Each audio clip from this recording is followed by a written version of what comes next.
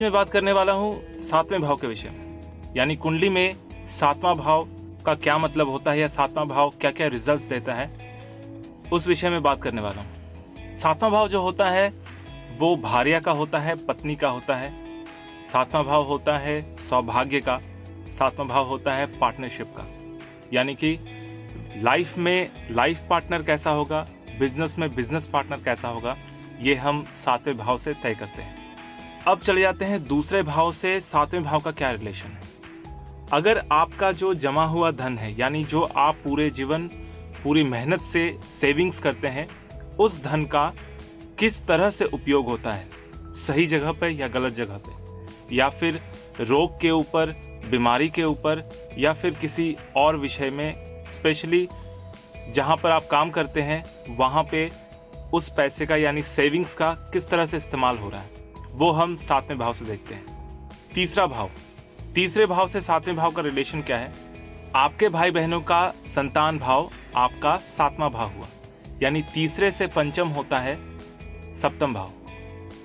तो आपके छोटे यानी अनुज भाई बहनों के संतान से आपका क्या रिलेशन होगा, उसको भी आप सप्तम भाव से देख सकते हैं। आपके पराक्रम का किस तरह से यूज होगा, अच्छे जगह पे यूज होगा, अपने टैलेंट को एनहांस करने के लिए यूज होगा, उसको भी सप्तम भाव से देखते हैं। अब आते हैं चतुर्थ भाव के साथ सप्तम भाव का क्या रिलेशन।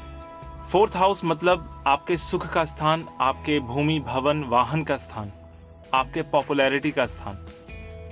तो फोर्थ हाउस से सातवां घर वो है चौथा, इसलिए आपका सुख, आपका भूमि भवन या वाहन का सुख, ये किस प्रकार से होगा, कितना सुख आप भोग कर पाएंगे, या फिर आपकी पॉपुलैरिटी कितने हद तक जा सकती है, उसका मूल्यांकन हम सातवें भाव से करते हैं। ठीक उसी प्रकार पंचम भाव के साथ सातवें भाव का रिलेशन। पंचम भाव यानी कि आपके बच्चे, आपका एजुकेशन, प्राइमरी एजुकेशन स्पेशली, और पंचम भाव रोमांस का भी होता है।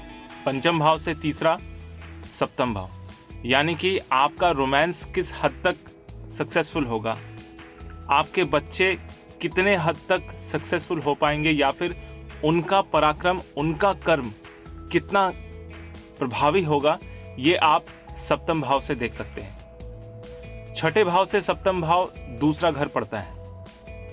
तो आपके शत्रुओं का धन या शत्रुओं की जो स्ट्रैटेजी है वो आपको परास्त करने के लिए है, या फिर उससे आपको कुछ बेनिफिट हो रहा है या नहीं, ये भी आप सप्तम भाव से देख सकते हैं। अब अष्टम का द्वादश पड़ता है सप्तम भाव। अष्टम भाव जो है सप्तम का दूसरा घर है। तो अष्टम भाव से हम जांचते हैं कि किस तरह से हमारी मृत्यु होगी, हमारे मृत्यु का प्रकार क्या है, या हमारे जीवन में अचानक से होने वाली घटनाओं की स्थिति क्या है।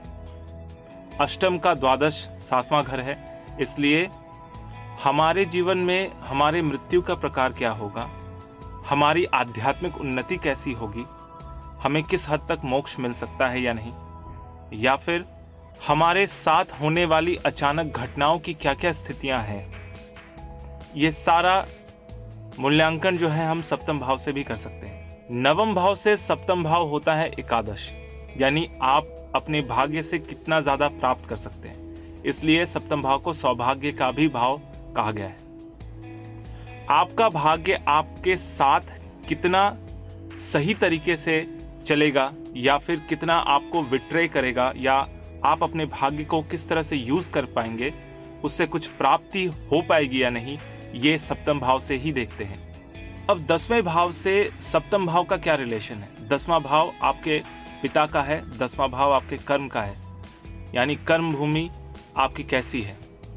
10वें का 10वां भाव सप्तम भाव है, इसलिए कैसा काम आप करते हैं, आपके काम का कितना ज्यादा आउटपुट आपको मिलेगा, वो भी सप्तम भाव से देखते हैं, क्योंकि दशम भाव का दशम भाव सप्तम भाव होता है। इसलिए आप हमेशा इस चीज का ध्यान रखिए कि अगर दशम भाव की स्थिति मजबूत करनी है तो सप्तम भाव को भी देखना जरूरी होता है, क्योंकि आपके कर्म का फल आपको कितने हद तक मिलेगा, कितने प्रभावी ढंग से मिलेगा, वो सप्तम भाव से ही हम मूल्यांकन करते हैं।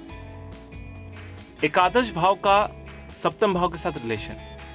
एकादश के नवम भाव में पड़ता है सप्तम भाव, यानी आपकी प्राप्ति कितने हद तक होगी या फिर आपकी प्राप्ति का कितना पोर्शन आप खुद भोग करेंगे या आपको खुद मिलेगा या वो पूरी तरह से वेस्ट होगा, ये भी सप्तम भाव से ही देखते हैं, क्योंकि प्राप्ति का भाग्य स्थान 7वां है।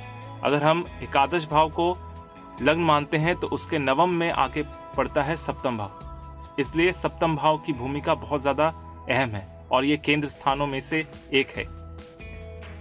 अब द्वादश भाव के साथ सप्तम भाव का रिलेशन, द्वादश स्थान से सप्तम स्थान 8वां पड़ता है, इसलिए द्वादश स्थान जो है वो खर्चों का है, वो मुक्ति का है और विदेश यात्राओं का है। तो विदेश यात्रा में आप कितने सक्सेसफुल होंगे, विदेश यात्रा की आपकी गति कैसी होगी, आप विदेशों में अपने कर्म को किस तरह से फलीभूत कर पाएंगे, वो भी सप्तम भाव से देखते हैं।